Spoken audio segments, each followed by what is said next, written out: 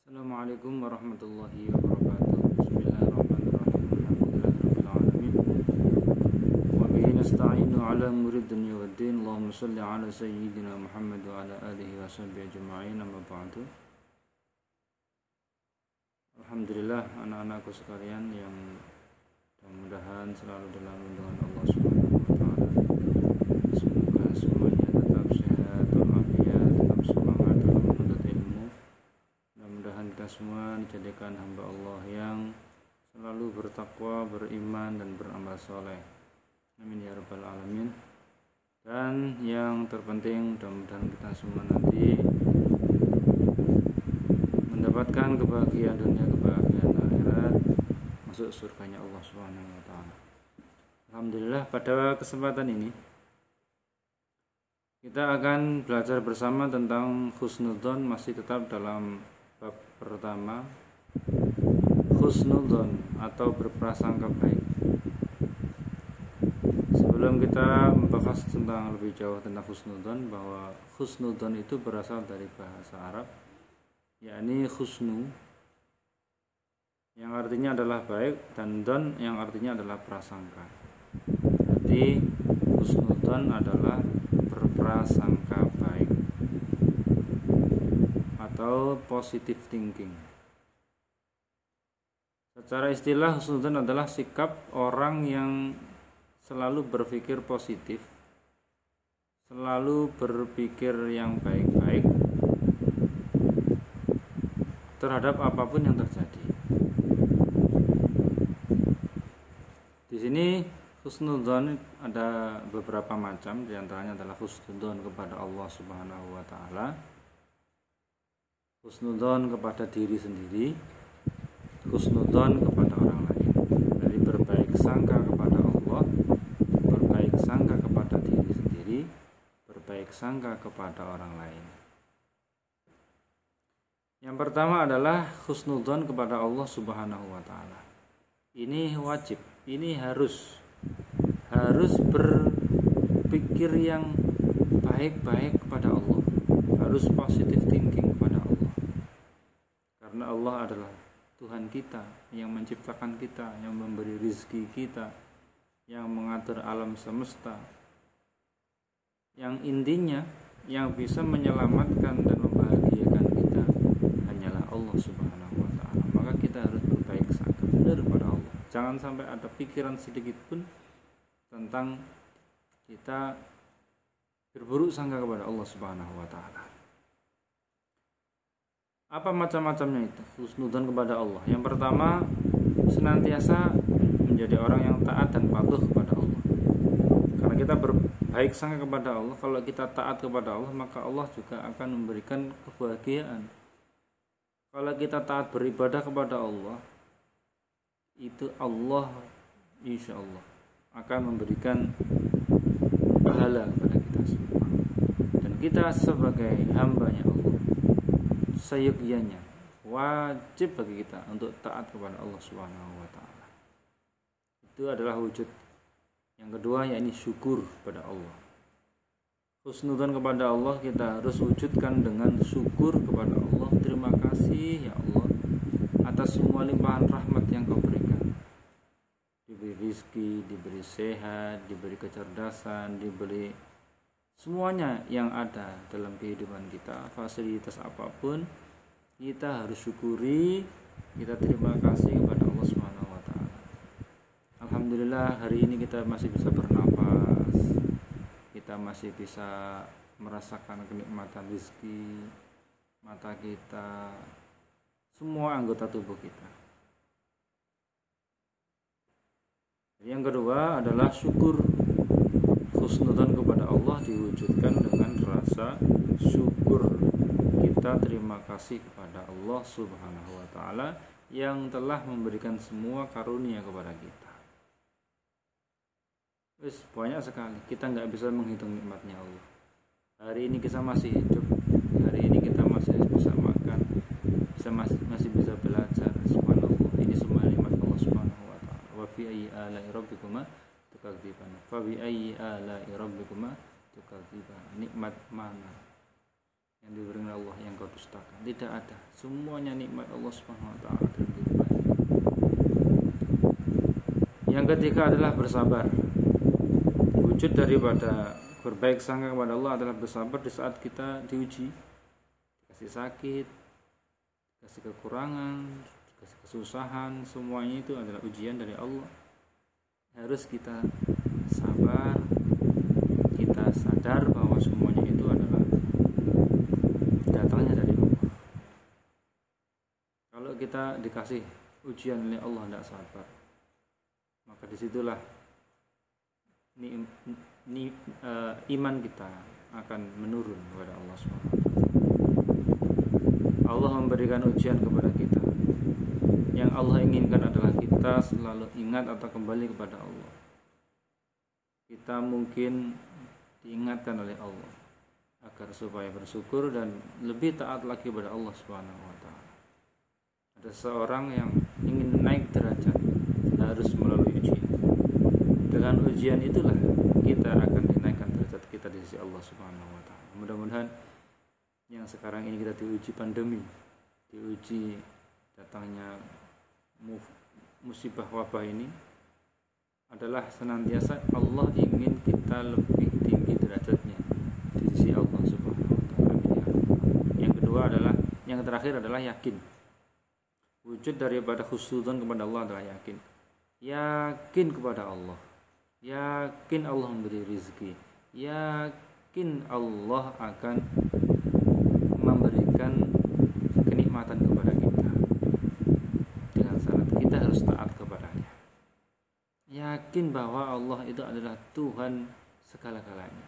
Yakin tidak ada yang mengatur alam semesta kecuali Allah Subhanahu wa taala. Yakin dan seyakin-yakinnya yang memberi rezeki kita hanya Allah Subhanahu wa taala. Kita harus yakin. Yakin ini adalah wujud daripada keimanan kita kepada Allah. Kalau kita yakin kepada Allah, maka di dalam hati kita ada keimanan. Kita yakin la ilaha illallah, tidak ada Tuhan selain Allah. Itu secara ringkas tentang berbaik sangka kepada Allah. Kemudian yang kedua, berbaik sangka kepada diri sendiri. Ya harus kepada dirinya sendiri, masa enggak berbaik sangka? Kalau kita enggak percaya kepada dirinya sendiri, wah ini bahaya. Yang pertama adalah percaya diri. Percaya diri. Di mana-mana harus percaya diri, enggak boleh terlalu malu dan lain sebagainya. Kita harus punya malu, tapi jangan sampai kita tidak percaya diri. Percaya diri. Al-ittihadu 'alan nafsi asasun najah. Percaya terhadap diri sendiri adalah kunci keberhasilan. Nana harus percaya diri. Saya pasti, insya Allah pasti bisa. Insya Allah saya nanti sukses. Di samping harus usaha yang maksimal, belajar yang maksimal. Percaya diri. Dan yang kedua adalah gigih. Setelah percaya diri, harus gigih terus, pantang menyerah sebelum cita-cita tercapai.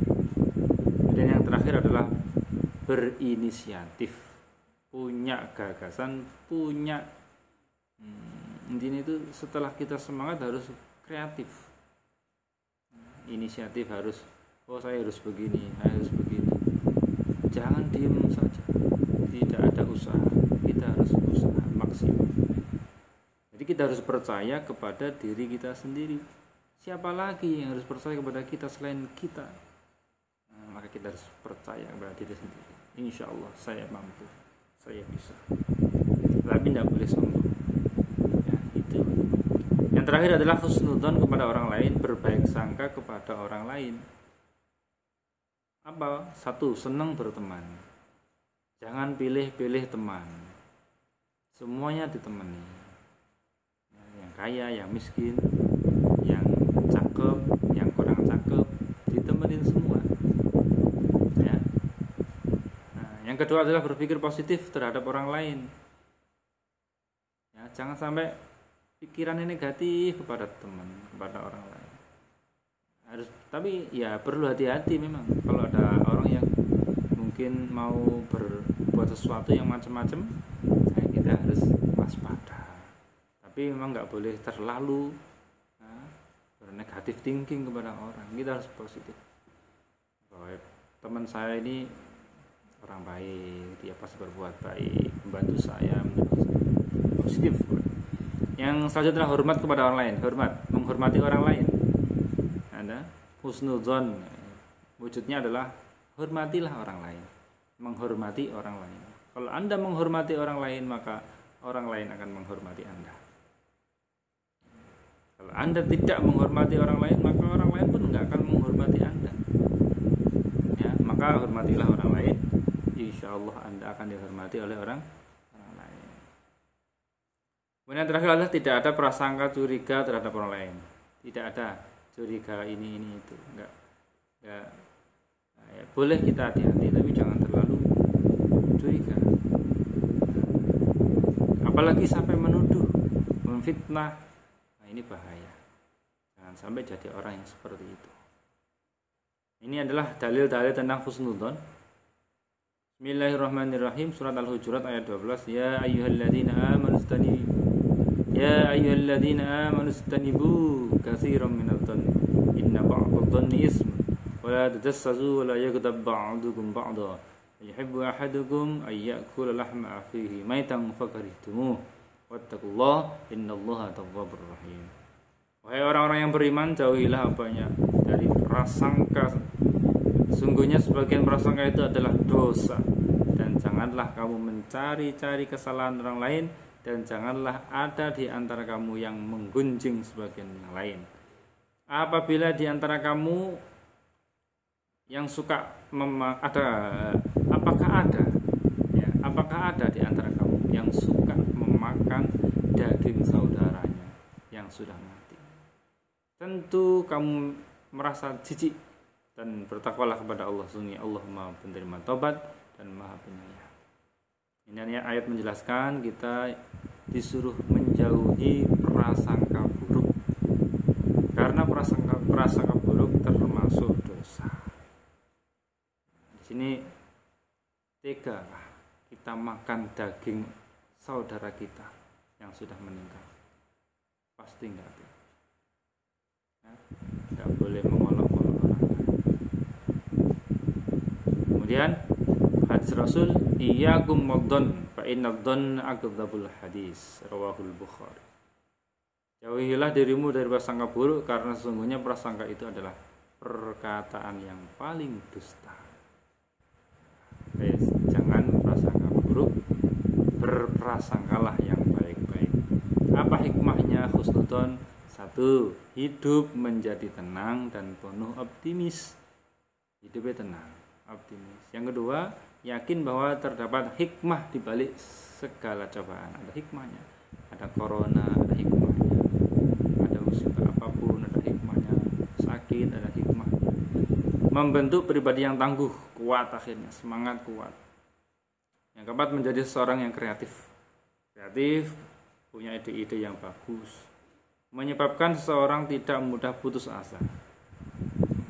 Kalau husnudzon, waduh sekarang nggak berhasil, mungkin keberhasilan saya besok. Mungkin sekarang lagi nggak mujur nasibnya, mungkin besok pasti insya Allah. Terus berusaha, tidak patah semangat. Yang terakhir, terhindar penyesalan dalam hubungan dengan sesama. Jadi terhindar penyesalan pada sesama. Karena apa? Karena berbaik sangka. Ada teman, akhirnya nggak ada curiga-curiga, tidak ada penyesalan di akhirnya. Nah, demikian. Semoga ada manfaatnya. Kesimpulannya adalah jangan pernah berburuk sangka terhadap Allah, terhadap diri sendiri, terhadap orang lain. Karena berburuk sangka itu adalah dosa. Mari kita sama-sama mempunyai positive thinking, pikiran yang baik-baik, pikiran yang positif, pikiran yang menyenangkan hati. Insya Allah dengan kita berpikiran yang baik-baik, hidup kita akan bahagia, akan tenang. Seperti orang yang memakai kacamata. Pakai kacamata hitam menjadikan dunia adalah gelap. Kenapa kok masih dipakai? Nah, kacamata hitam itu digambarkan adalah cara pandang. Cara pandang kita kalau negatif thinking, maka semuanya akan jelek. Tidak ada yang baik, pasti jelek. Tapi kalau cara pandang kita baik, seperti kita memakai kacamata yang terang, insya Allah apa yang kita lihat akan menjadi terang dan jelas. Saat kita hidup, kita memakai positive thinking, insya Allah apa yang kita hadapi semuanya akan terlihat baik dan pasti berdampak yang positif bagi kita. Oke, mudah-mudahan sedikit yang disampaikan bermanfaat dan kita semua mampu melaksanakan. Kemarin adalah mujahadah nafas, mengendalikan diri, dan sekarang adalah